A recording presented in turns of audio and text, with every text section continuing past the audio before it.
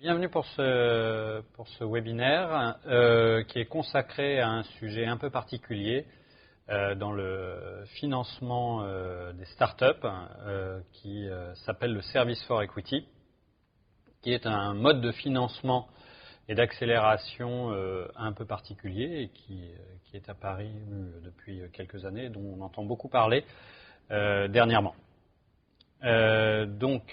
Juste pour la petite histoire, pour me présenter en quelques minutes, je suis donc Eric Gouin, le CEO de Pentalabs. J'ai travaillé pendant plusieurs années dans l'outsourcing informatique, puis dans des directions de programmes informatiques pour des grands comptes. Et ensuite, j'ai participé à la création de startups dans le domaine du recrutement IT. Je suis de cette manière-là cofondateur de Pentalabs et du concept de Service for Equity, et donc par là même, par les investissements que l'on a fait, membre du board de plusieurs startups. Alors, la genèse du Service for Equity tel qu'on le fait, et qui en fait explique beaucoup de manières de faire le Service for Equity, vient en fait de mon métier historique, qui est à peu près 15 ans à développer des applications pour des startups, qui a permis en fait, par les applications que l'on a créées, d'avoir des effets de levier sur le développement de ces startups, parce qu'elles étaient capables de développer beaucoup plus vite leurs fonctionnalités, et donc de rencontrer beaucoup plus rapidement leur marché, leurs clients, et satisfaire beaucoup mieux leurs attentes. De cette manière-là, ces startups étaient capables de maîtriser ce qu'on appelle la software delivery machine, et donc être capables de livrer en continu en production. Je dirais, ce que l'on a fait, on l'a fait notamment pour des clients tels que Meetup, Voyage Privé ou Made, mais des startups un peu plus petites qui ont eu la capacité de se développer. J'ai le cas d'une startup de Montpellier qui était déjà dans les objets connectés dans les années 2005, où grâce aux méthodologies de développement que l'on avait mis en place, elles ont réussi à développer leurs fonctionnalités très vite et de se vendre à un grand groupe très rapidement. Et là, on est à la 3e génération de start-up où ils font appel à cet outsourcing informatique. Ce que l'on a compris pendant ces 15 ans, c'est que le besoin des start-up excusez-moi, était d'avoir la bonne compétence au bon moment. Et là, on parle pour le moment de la technologie, la bonne compétence au bon moment, parce que assez souvent, ce sont des entreprises avec peu de personnes, et donc il ne va pas y avoir une équipe informatique de 15 personnes, et il va y en avoir environ 2 ou 3, et donc ils doivent être très pointus dans ce qu'elles savent faire. Et la deuxième chose très importante, c'est de travailler sur des méthodologies de fabrication de technologies itératives, et donc la mise en place de méthodologies type Agile, Scrum, est tout à fait adaptée à leurs besoins. Mais en travaillant avec elles, on a vu qu'un des derniers obstacles qu'elles pouvaient avoir pour aller vite dans leur développement, c'est le fait de ne pas trouver les ressources, parce que les informaticiens c'est une population qui est très courtisée, et avoir des experts dans une start-up qui est à peine connue, c'est assez compliqué. Et le deuxième aspect est le fait qu'ils doivent lever beaucoup d'argent, et que le temps de la levée de fonds peut être long. C'est pourquoi à partir de là, on a considéré qu'il était possible de faire ce que l'on appelle du Service for Equity, et en commençant par de ce que l'on appelle la Techno for Equity, de l'IT for Equity, et que ces startups qui étaient prêtes à passer le pas de l'outsourcing, parce que c'est aussi un changement philosophique pour le start-upper de se dire je ne vais pas tout faire en interne, mais je vais pouvoir me baser sur des experts, et bien que cet expert puisse devenir aussi associé. Et donc devenir associé, ça veut dire échanger finalement les prestations d'expertise technologique contre de l'equity, du capital de ma startup. À partir de là, on voit que pour la startup, la technologie n'est pas le seul besoin qu'elle peut avoir. On s'aperçoit que dans son développement, elle peut avoir besoin aussi de tout ce qui est autour du digital marketing, que ce soit du SEO, de l'expertise en AdWords pour mener des campagnes AdWords, de l'expertise pour mener des campagnes Facebook Ads, de l'expertise aussi en growth hacking. Et donc, ça veut dire que ce genre de service-là, lorsqu'il n'y a pas d'expertise au sein de la startup sur ces sujets, il est tout à fait possible de l'apporter. C'est pourquoi, en plus de la technologie que l'on était déjà capable de fournir contre du capital, on a été capable d'agréger d'autres expertises autour du digital marketing, et on verra un tout petit peu plus tard quels autres services nous sommes capables d'apporter.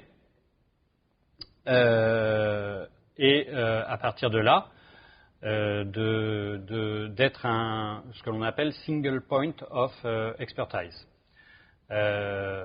Donc, cela nous permet de dire,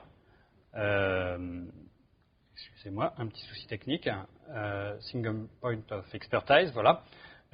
Donc, à partir de là, on part à la recherche des fournisseurs premiers de la classe dans leur domaine et qui sont capables de devenir des investisseurs. Parce que c'est important que le prestataire, le fournisseur qui va venir avec une expertise, qui est capable de plugger très rapidement une équipe digital marketing sur la start-up pour accélérer son business, une équipe technique, connaissent bien tous les rouages de la start-up, donc il faut qu'ils soient premiers de la classe et qu'ils aient aussi cette capacité à devenir investisseurs et donc être capable de gérer la schizophrénie, d'être fournisseur-investisseur lorsque l'on fait du service for equity. Donc, le concept, c'est des services mis en œuvre via de l'expertise dans différents domaines que la start-up ne peut pas réunir rapidement. C'est ça qui est important, c'est qu'elle a un time to market, lever des fonds, ça prend du temps, recruter des personnes, ça prend du temps, faire en sorte qu'il y ait une méthodologie de travail pour que ce soit efficace, ça prend du temps.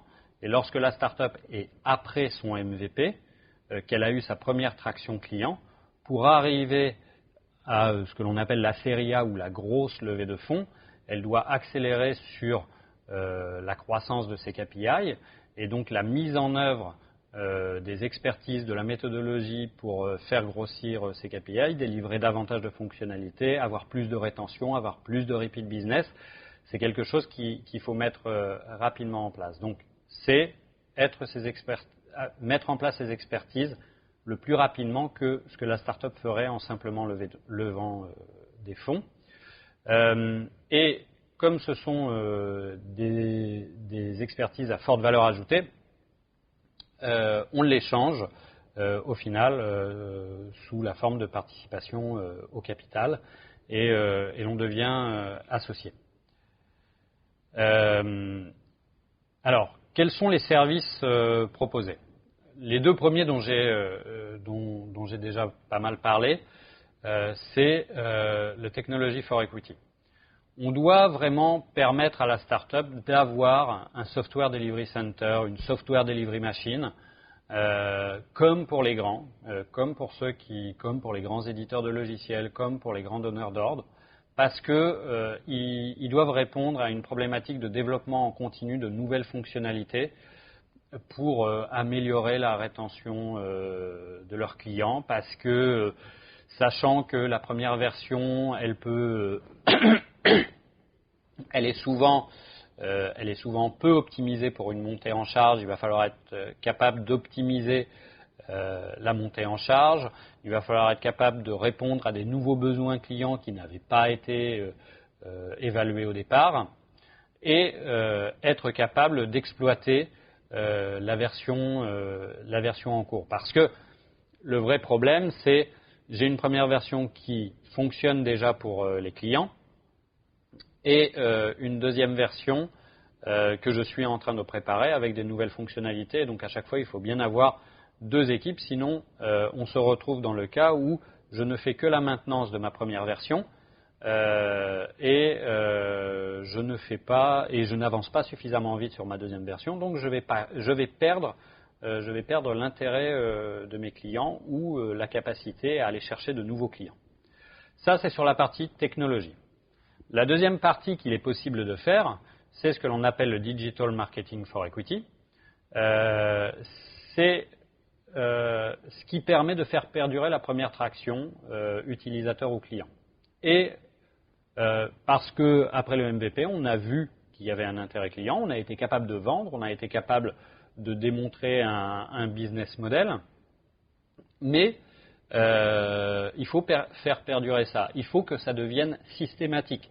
Il faut être capable de déployer tous les canaux du digital marketing, que ce soit en B2B ou que ce soit en B2C. Et pour ça, c'est une organisation, ce sont des expertises.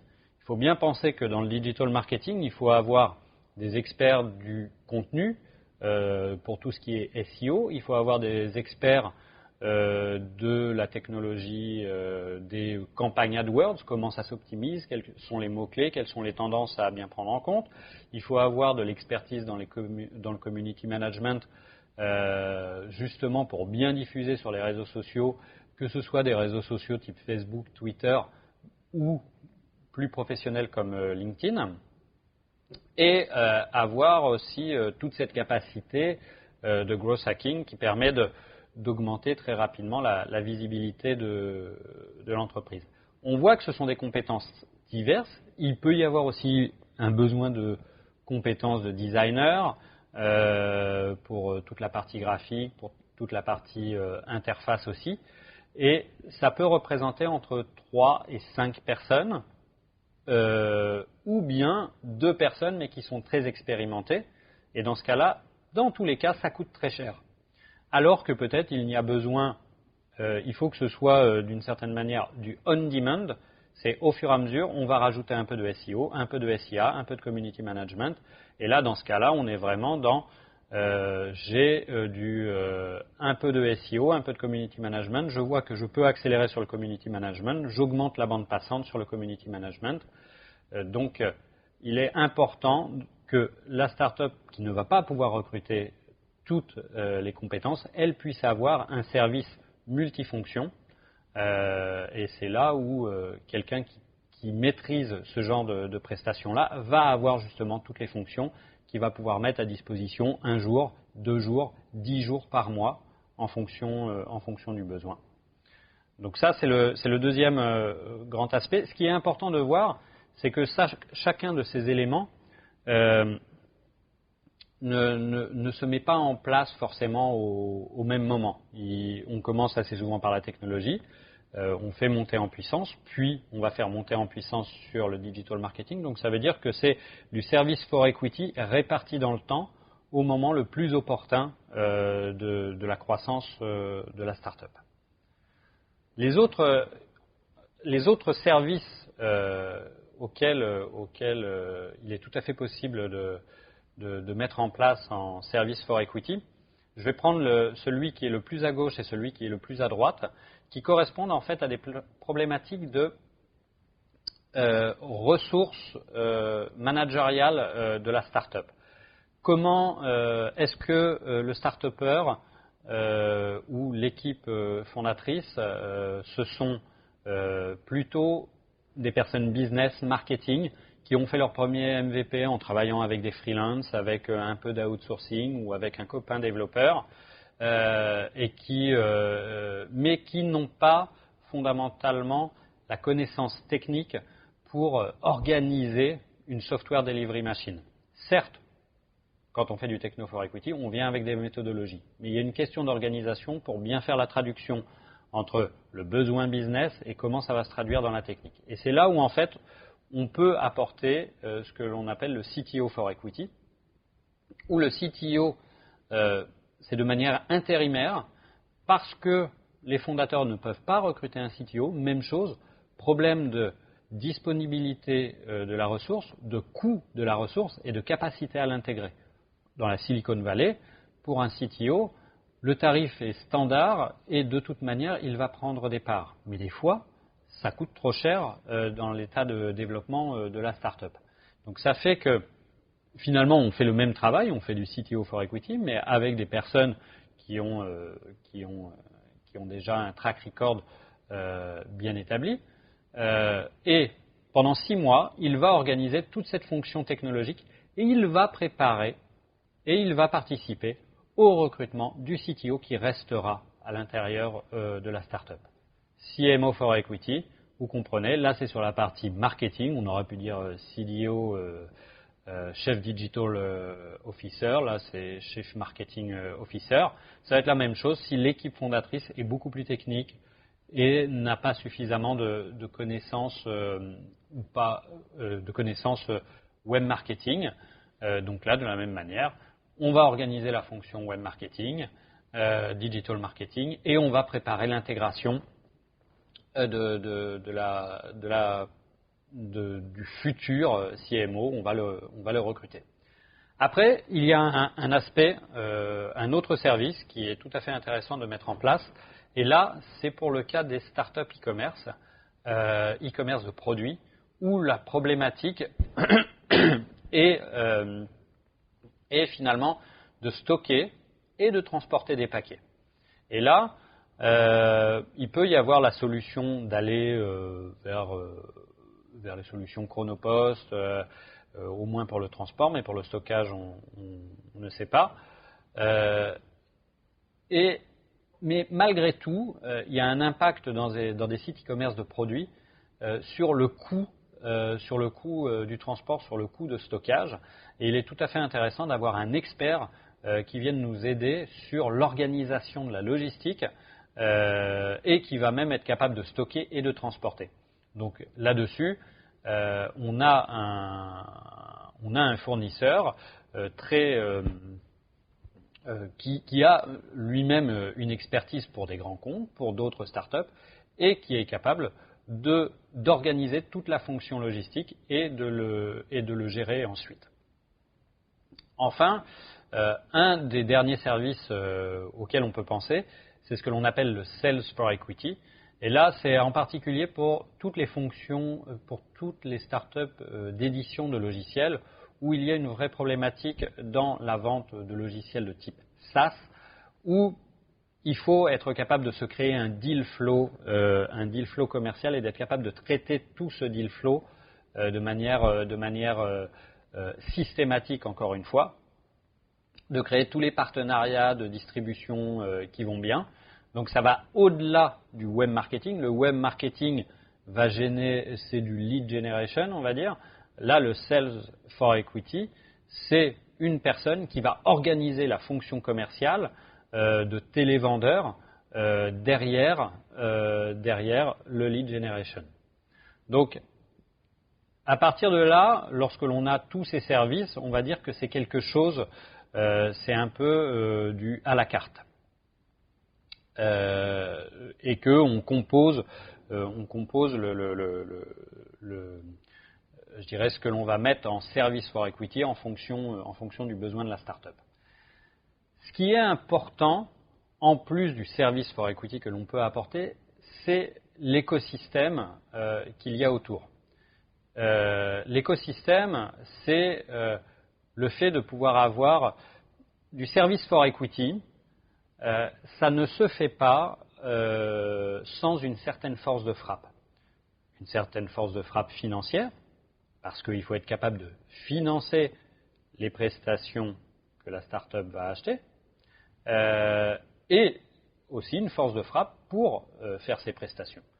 Donc, l'écosystème dans lequel, à l'heure actuelle, on déploie ce service for equity, c'est un écosystème dans lequel il y a environ 800 ingénieurs informaticiens, environ une petite trentaine en digital marketing, que ce soit dans du B2B ou dans du B2C. Dans les ingénieurs informaticiens, on a des architectes, on a aussi des CTO en puissance, donc des directeurs de projet qui sont capables de prendre la position de CTO. Et ensuite, on a de l'expertise dans la logistique avec un fournisseur qui génère déjà plusieurs dizaines de millions d'euros de chiffre d'affaires. Dans cet écosystème aussi, il faut voir que il doit y avoir une tribu, entre guillemets, des community managers, des startups qui participent, pour lesquels on a mis en place du service for equity. Parce que dans toutes les stratégies de gros hacking que l'on peut mettre en place au moment où on a du CMO for equity, du digital marketing for equity, pardon, il est important qu'il y ait déjà une communauté. Et la meilleure communauté, c'est la communauté des start-upers qui travaillent ensemble dans ce service for equity.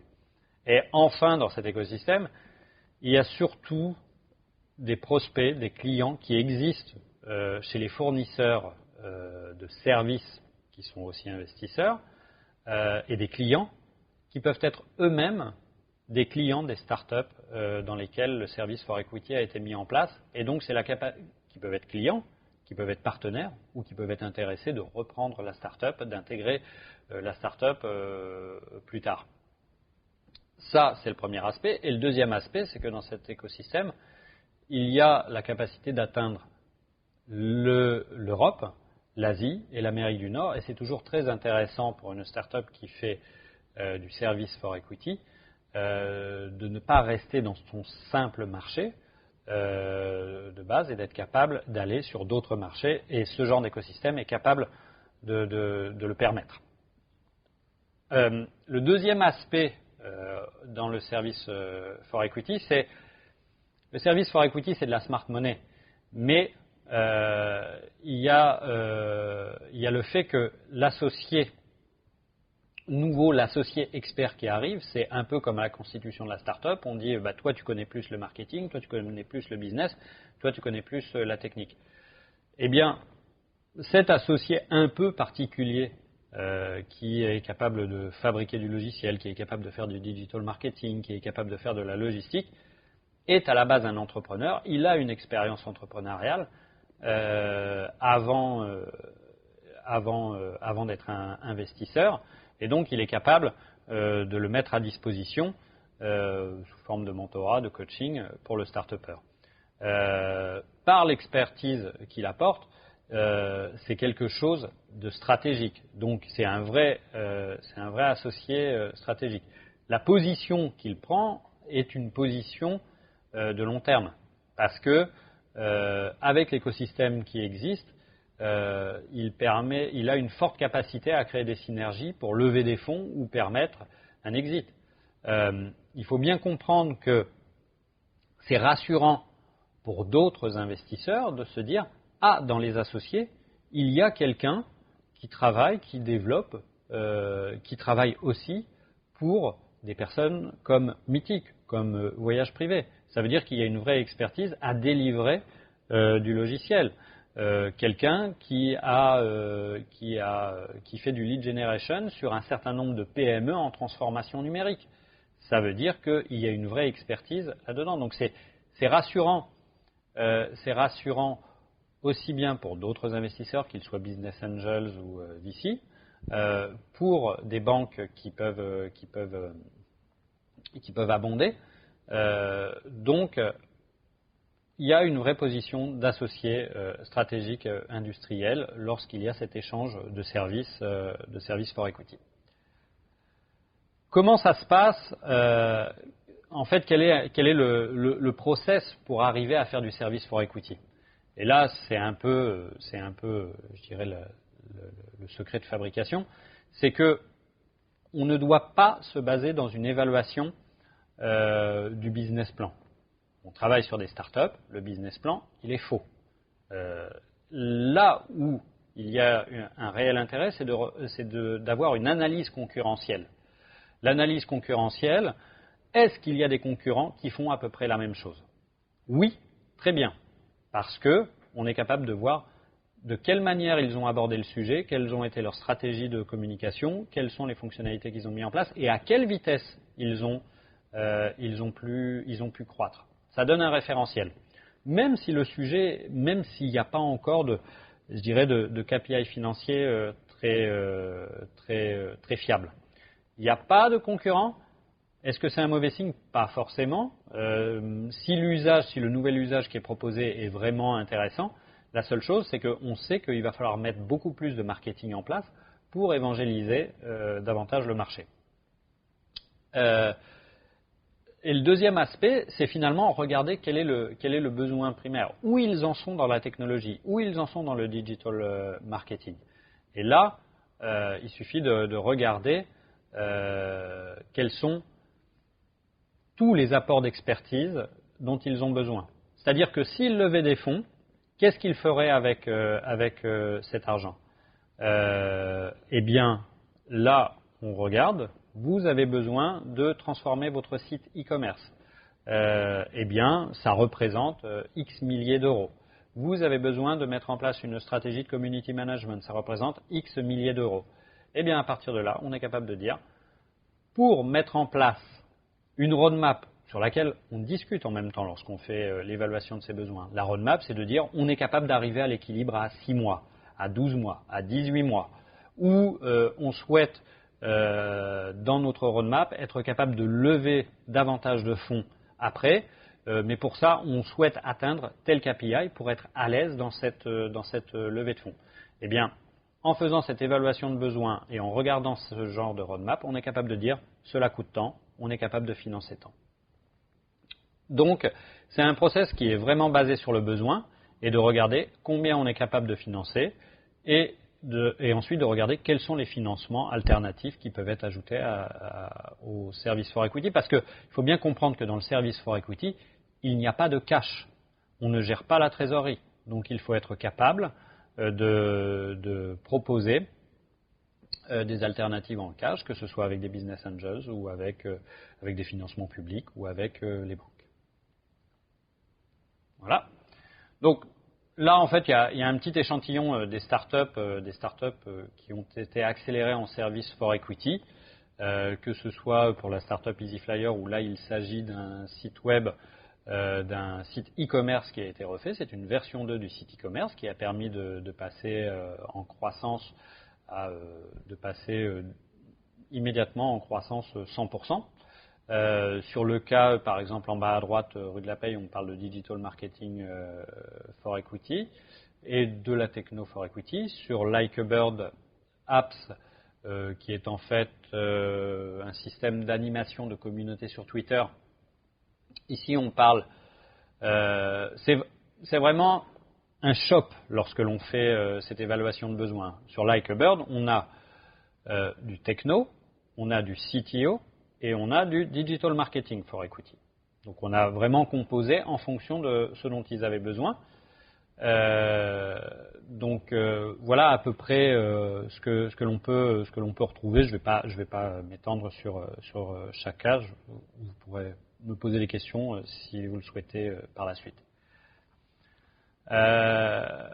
Ensuite, ce modèle de service for equity est finalement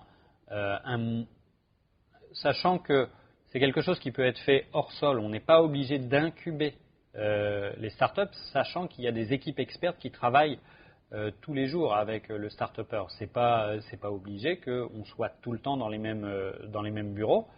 On est capable de travailler en outsourcing à distance sans problème en faisant du service for equity. Mais ça veut dire que pour d'autres accélérateurs de start-up, c'est un complément intéressant. Par exemple, l'accélérateur Axeléo, qui lui-même est sur toute la partie business design, créer les relations, les partenariats grands comptes. Pour des startups dans le domaine du logiciel, ils ont tout intérêt d'ajouter à leur service, parce que eux-mêmes c'est du service for equity, ils ont tout intérêt à ajouter dans leur service for equity toute la gamme de services que j'ai présenté précédemment. Donc, à l'heure actuelle, beaucoup d'accélérateurs peuvent être intéressés d'ajouter ce genre de service à leur catalogue. Et à partir de là, il faut bien comprendre que ce qui est nécessaire à la réussite du service for equity, c'est une force de frappe financière, humaine, avec l'expertise et les méthodologies de travail qui comptent. Voilà, j'ai fini pour ma présentation. Ici, quelques données de connexion si vous souhaitez me contacter hors séminaire.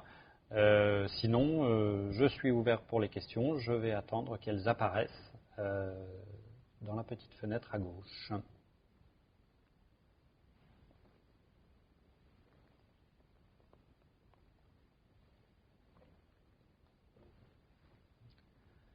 Alors, le hardware.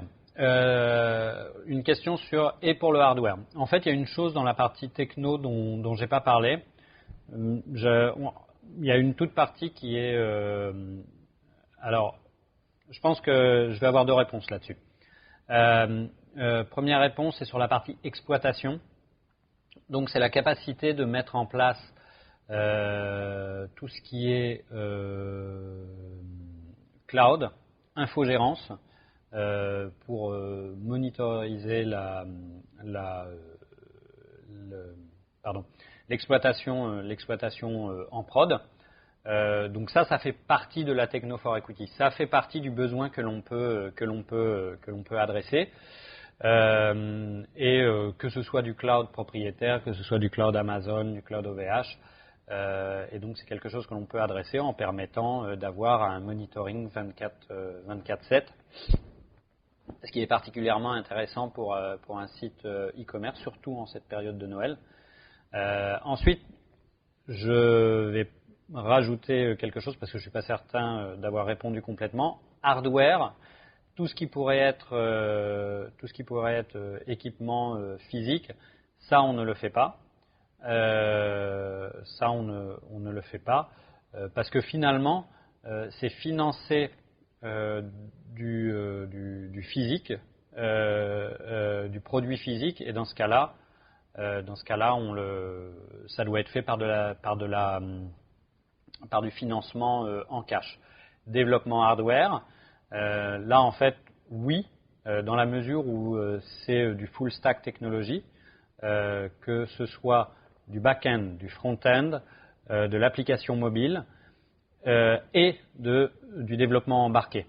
C'est-à-dire qu'il y a une expertise aussi sur du développement embarqué pour avoir eu des projets dans le domaine télécom, dans les domaines IoT aussi. Que ce soit par exemple l'année dernière au CES de Las Vegas, il y a eu 5 entreprises françaises qui ont été primées. Dans 3 d'entre elles, il y avait de la technologie à laquelle on a contribué. Donc oui, on est capable de faire du développement embedded.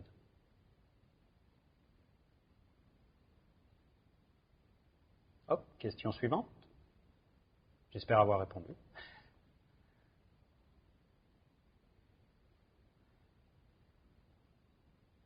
Alors, comment se passe la soumission-sélection des dossiers ?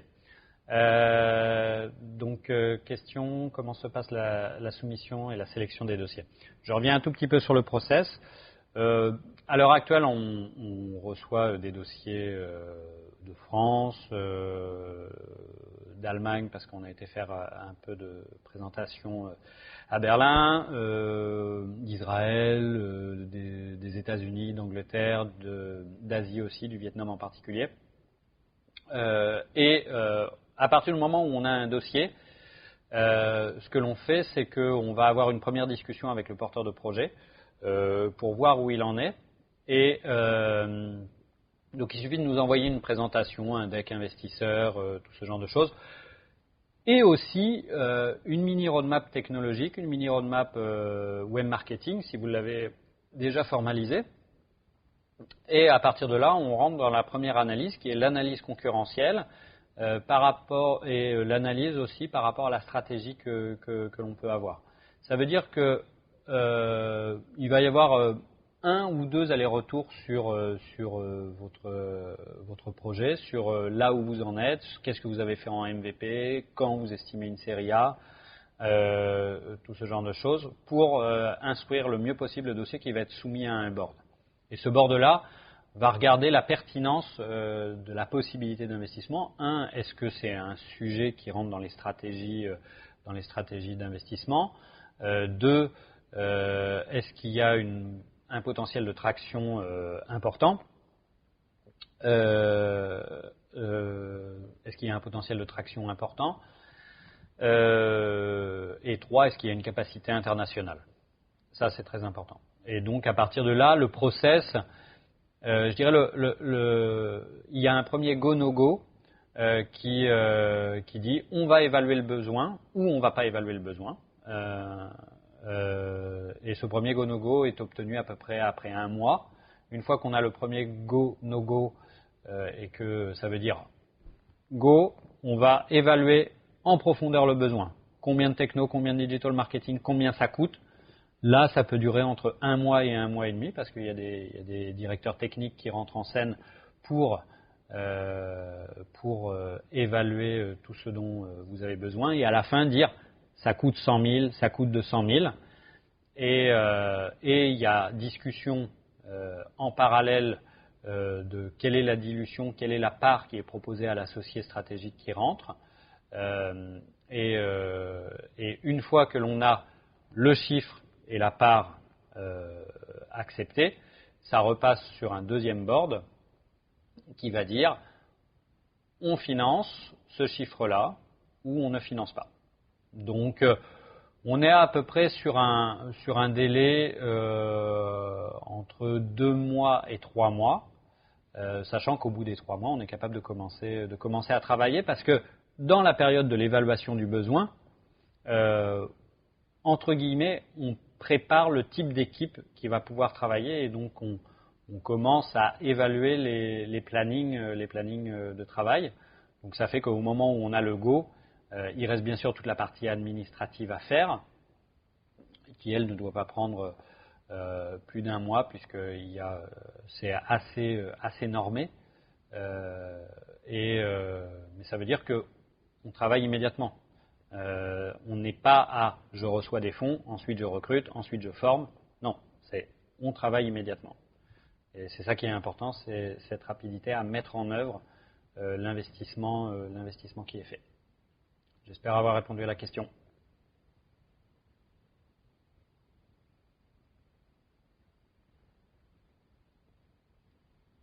Alors, les services sont valorisés au prix du marché parce qu'il n'y a pas de raison, que le fournisseur investisseur se sente frustré. Alors, parce qu'il y a investissement et parce qu'il y a des engagements qui sont pris dans l'utilisation du service, il y a des discounts, mais on n'est pas à des discounts de 50%.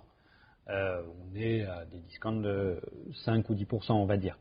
Mais l'important, c'est qu'il ne doit pas y avoir de frustration de la part de prestataire pour qu'il puisse faire son travail correctement.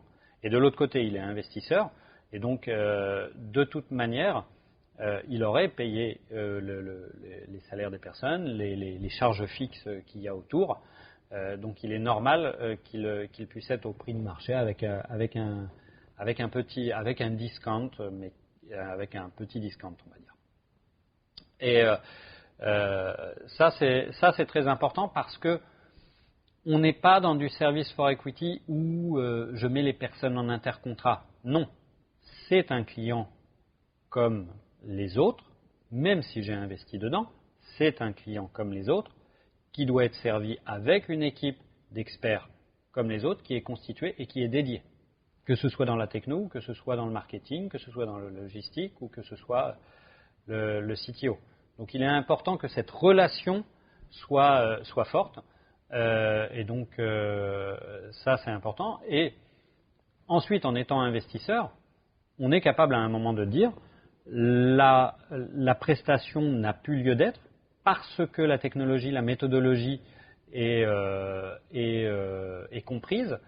On peut réinternaliser dans la startup à condition parce qu'on a cette expertise, d'utiliser les mêmes méthodologies, d'avoir le même systématisme dans l'application de la stratégie digital marketing. Et pour ça, on va former les personnes, on va aider à recruter les personnes en interne et on va former sur les mêmes méthodologies pour qu'il n'y ait pas de baisse de régime d'une certaine manière lorsque l'on passe de l'externalisation à l'internalisation. Voilà, j'espère avoir répondu à la question. Alors, comment valoriser la société ? C'est une question très pertinente et il y a eu l'année dernière, et ça a changé, une valorisation de base qui était de dire de toute manière, toute start-up qui lève, elle vaut 1 million. On a toujours été contre cette idée-là. Parce que c'est faux. Les niveaux de démonstration du modèle ne sont pas les mêmes, la composition de l'équipe n'est pas la même.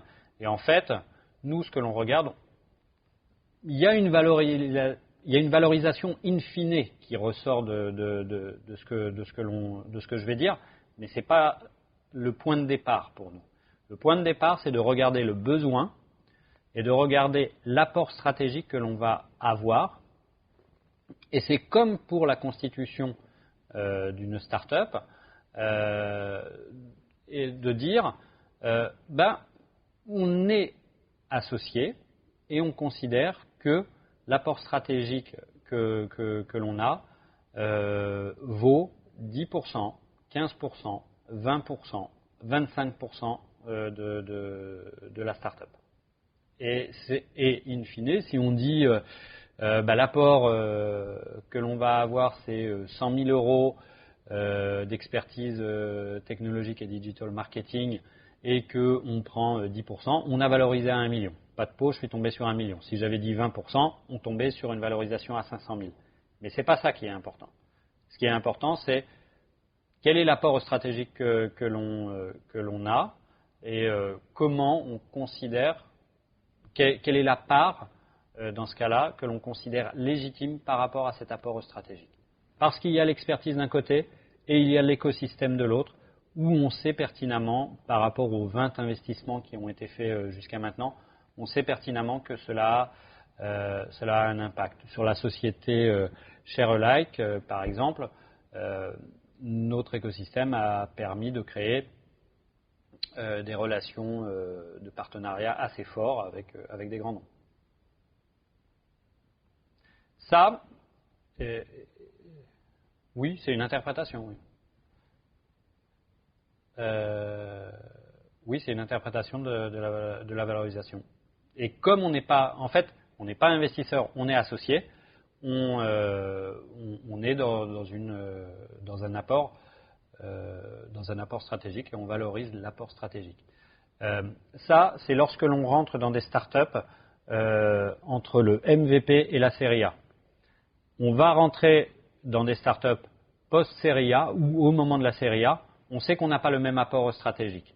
Et donc dans ce cas-là, mais on sait qu'on va avoir, on n'a pas le même apport stratégique parce qu'ils sont déjà plus avancés, mais on sait qu'on va, mais il y a tout de même un apport stratégique à compléter l'expertise technologique. Et là, dans ce cas, on va assez souvent être sur la valorisation acceptée par le marché parce qu'il y a déjà eu un résultat tangible. Quand on arrive à la série A, on est sur un résultat tangible. Donc on est capable de dire on accepte la valorisation ou pas. Et dans ce cas-là, on n'investit pas. Donc voilà. Alors, tout marché B2C, B2B. Oui, on travaille aussi bien sur des startups B2B que B2C. Et on n'a pas non plus entre guillemets de religion sur le domaine d'activité. On a fait dans l'innovation par les services, on a fait dans les VTC, on a fait dans le covoiturage, mais on a fait aussi dans le web to print, on a fait dans le software, on a fait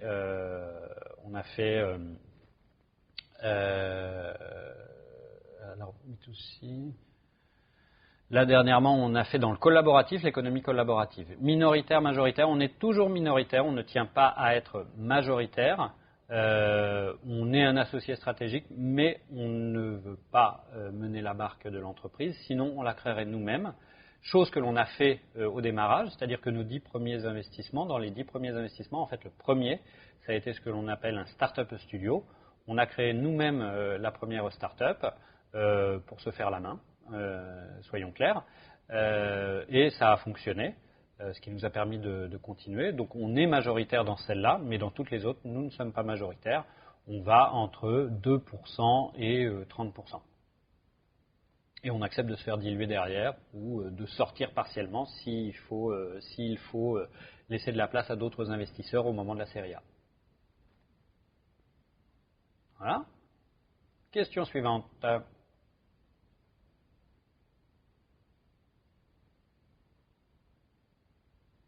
Je sens qu'elle arrive. Alors, les stratégies de sortie.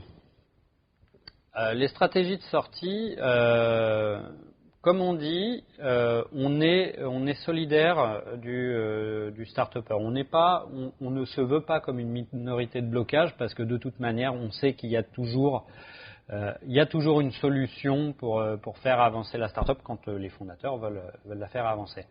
On sait que le maximum de potentiel de valorisation de la start-up, c'est autour de 5 ans. À partir de là, ou bien le start-upper, vous savez, passer d'une phase bootstrap, mindset, start-upper, on y va à fond, à un moment donné, on arrive à quelques millions de chiffres d'affaires, on doit penser à industrialisation, on doit penser à process. Eh bien, le start-upper choisit ou bien de le faire, donc de le faire en interne et donc d'organiser l'entreprise pour ça, ou bien d'aller s'adosser à un industriel. Dans ce cas, on aide à faire l'exit. Donc, en termes de stratégie de sortie, on va être avec le start-upper. Comme on dit, on peut ne pas être d'accord avec les fondateurs, mais on votera toujours pour, parce qu'on ne veut pas bloquer. Sauf si les fondateurs sont complètement fous, mais ça c'est un autre sujet.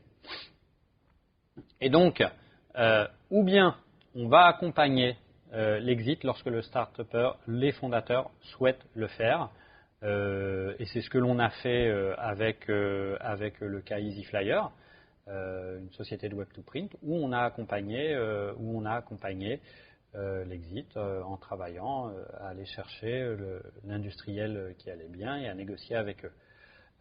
Les autres potentialités de stratégie de sortie, c'est des stratégies de sortie partielle. C'est ce que je disais un tout petit peu auparavant, c'est lorsqu'il y a des grosses levées de fonds et qu'il est nécessaire de laisser de la place pour ne pas faire descendre trop les fondateurs et pour que les fonds d'investissement puissent entrer. Ce que l'on fait, c'est qu'on fait on est capable de faire une sortie partielle à valorisation négociée. Après, on est capable de rester dedans. On est en stratégie de long terme. Je vous avoue que le programme n'a pas encore donné tous les résultats. Il y a certaines stratégies de sortie que l'on ne connaît pas. Il y en a. Là, c'est les deux que l'on a déjà testées. Donc voilà. Alors, comment être certain de la qualité des services des fournisseurs en cas d'échec? On accepte la critique. On accepte la critique et on est capable d'accepter comment dirais-je, que des audits externes soient faits. Maintenant, par rapport, je dirais, à toutes les capacités de force de frappe et aux résultats qui ont déjà été déployés dans des startups dans lesquelles on a investi ou dans des startups dans lesquelles il n'y a pas eu d'investissement, je dirais le niveau d'échec est relativement faible et on est capable de l'analyser très vite. Pourquoi? Parce que comme on est prestataire, il y a une certaine expérience sur le sujet et que l'on est investisseur, on a un regard très particulier à comment chaque prestation, qu'elle soit technique, digital marketing, sont mises en place. Et on est capable de détecter lorsqu'il y a un manque que ce soit du côté prestation ou que ce soit du côté de la start-up. Peut-être que la start-up n'est pas prête à un moment donné à recevoir certaines prestations. Maintenant, l'échec en elle-même de la start-up, elle n'est pas forcément que liée au fournisseur. Mais ce que je veux dire, c'est que sur la partie fourniture de services, on est capable de détecter très tôt s'il y a un problème, ce qui permet d'éviter les échecs. Après la sortie, vous resteriez prestataire stratégique. Si c'est le choix du start-upper ou de celui qui reprend, oui. S'il y a eu des bonnes pratiques qui ont donné des résultats et que l'entreprise est contente de ces résultats-là, on peut continuer. C'est pas un souci. Donc voilà, on me fait signe que le temps est écoulé, mais je peux prendre une dernière question au cas où. Sinon, vous avez mes coordonnées et vous pouvez me joindre en dehors du webinaire.